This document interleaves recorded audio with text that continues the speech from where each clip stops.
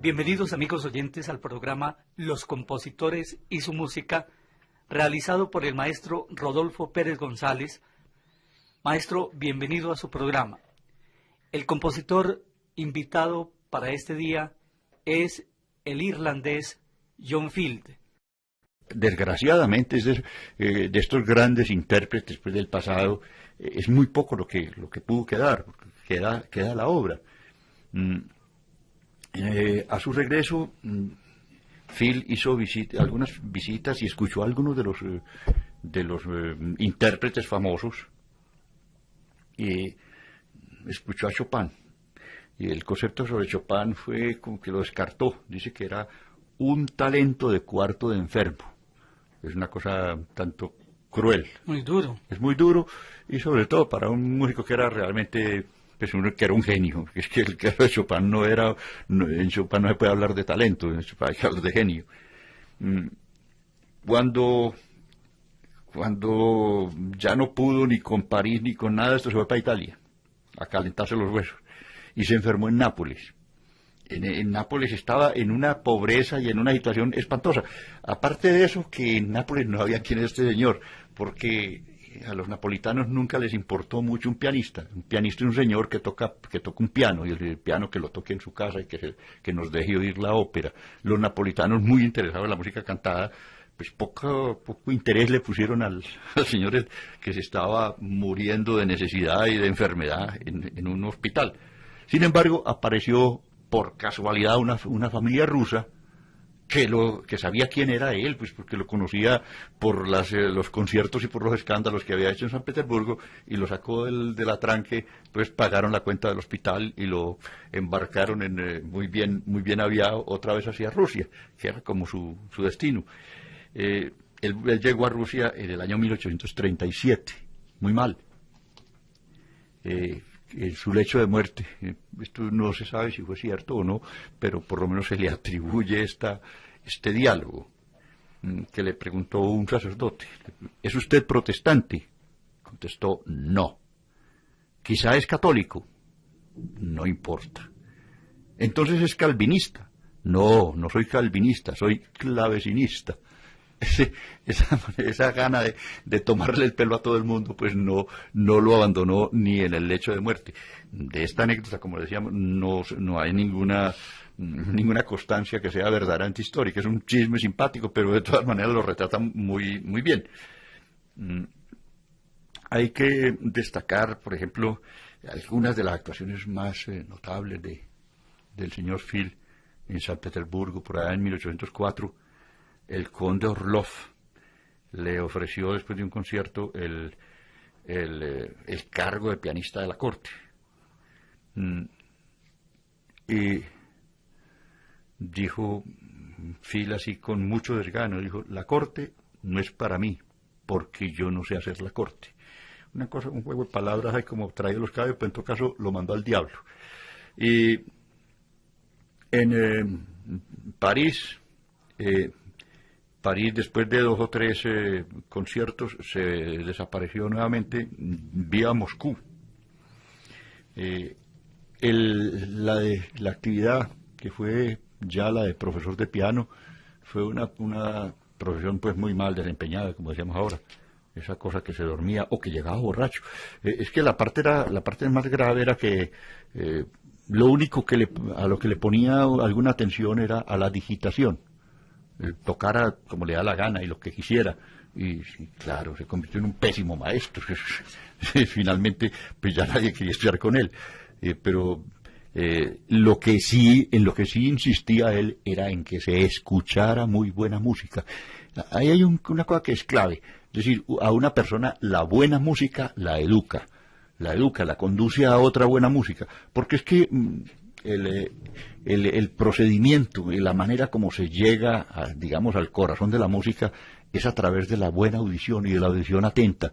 Cuando uno oye una obra atentamente y ha empezado a disfrutarla y la vuelve a oír, la disfruta mucho más, y esta obra lo conduce a otra. Eso es un proceso que es definitivo en la formación del gusto, de la interpretación y del disfrute de la música para el que no es ejecutante. Esta era una de las condiciones que John Field recalcaba a todos sus alumnos y a todo el mundo. Y era, pues como era de esperarse, tenía unos conceptos supremamente arbitrarios y irrespetuosos. Por ejemplo, él les prescribía a los alumnos que tocaran Bach, Händel, Haydn y Mozart. Y entonces ya algún alumno decía, bueno, ¿y Beethoven? Dijo, no, ese no, ese es el torchón alemán, el estropajo alemán. ¿Cómo le parece? Esta cosa, esas excentricidades, tanto de palabra como sus actitudes, lo convirtió en un tipo extravagante y raro, que varias veces lo tuvieron que salvar de morir congelado. A John Field lo recogieron prácticamente convertido en un tronco de hielo y estuvo a punto de morir varias veces. Moshe les cuenta que pues en alguna de las circunstancias en que lo encontró en San Petersburgo, pues que era ya más o menos como era un vago, era una cosa de esas como un personaje ya indeseable, como que llamamos aquí un desechable.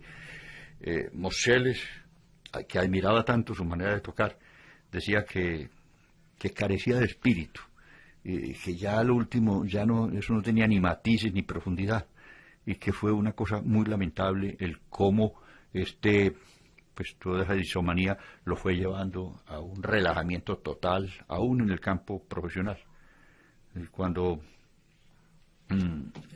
Chopin llegó a París, precisamente el primer comentario que se hizo sobre él, la crítica, era que era un muchacho que tocaba a la manera de John Field. Ahí hay una coincidencia más que establece esa relación, aunque John Field no quisiera, entre John Field y Chopin, que es su heredero y su heredero glorioso y su glorificador, una glorificación como al revés, porque el continuador es mucho mejor que el iniciador. Este señor tuvo pues algunos conceptos de músicos muy importantes, como el caso de Glinka, que describía así el modo de tocar de John Field. Dice: sus dedos, cual grandes gotas de lluvia, caían sobre el teclado como perlas sobre terciopelo. Esto es un poeta romántico, pero un poeta romántico como Mikhail Glinka, que fue fue el gran músico de la ópera rusa. Además, los conceptos de Kalkbrenner y de Dussek, de que era pues la manera más poética de tocar, casi que lo convierten pues en una de esas figuras que injustamente se ha olvidado. La obra de Field comprende 19 nocturnos. Este fue el término mismo es inventado por él. 7 conciertos para piano, 4 sonatas, pues que son estas sonatas merecieron los elogios del poco elogioso Robert Schumann. Maestro, se me ocurrió un comentario a propósito de lo que dijo hace un minuto, cuando comenta usted que son parecidos los estilos y que el uno, Chopin, evoca la música de John Field, y es también muy curiosa la producción de ambos. Es igual. Sí. Es decir, tiene 7 conciertos para piano, Chopin solo 2. Chopin tiene más producción naturalmente para piano porque tiene estudios nocturnos, improntos, polonesas, etcétera, pero John Field tiene 19 nocturnos.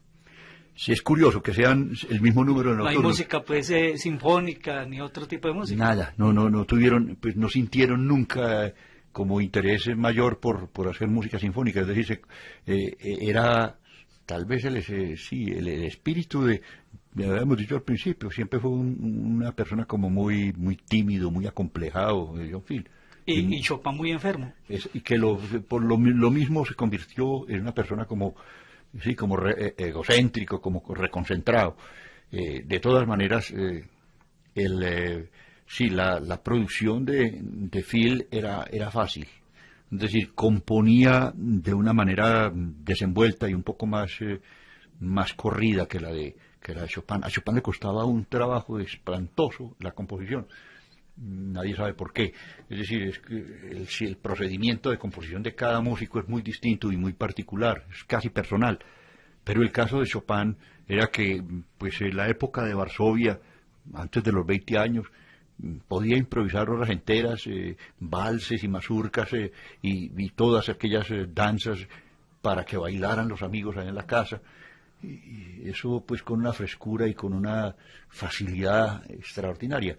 Cuando ya se trataba de escribir aquello, era una lucha, es decir, eran horas enteras para pasar de un compás a otro, y repitiéndolo al piano y sonando, es decir, uno de los comentarios que se hacen generalmente de las obras de Chopin es que en esos nocturnos donde fluye una cosa etérea y bellísima, y donde no se nota ningún esfuerzo, esas cosas fueron hechas a veces con horas enteras de trabajo. Un nocturno de Chopin a veces es una página, hay algunos que son brevísimos, y sin embargo esa página a veces eran varios días de un trabajo mortal y pavoroso.